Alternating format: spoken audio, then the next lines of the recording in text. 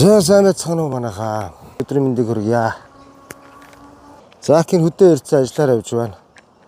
Өдөр сайхан нарлаг өдөр байна. За ажлын холбогдлолтой бичлэг оруулалт юм уу гээд.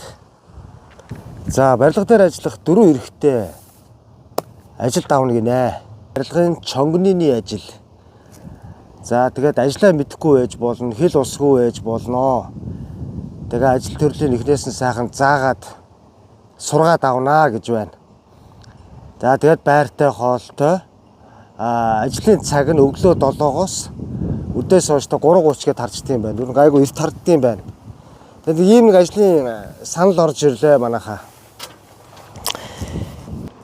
Тэгээд удаан ажиллах хүн хэрэгтэй гэсэн шүү манайхаа. Удаан доктортой, суршилтай. Ер нь удаан ажиллах хүн байвал сайн байна. Удаан ажиллах хүн гэсэн байгаа шүү. За тэгээд энэ ажлыг сонирхож байгаа дөрвөн сайхан Монгол байвал Акитагаа холбогдорой. Чатаар холбогдоод ороод ир манайхаа. Тэгээд Акийн цаад газартай холбоод өгье.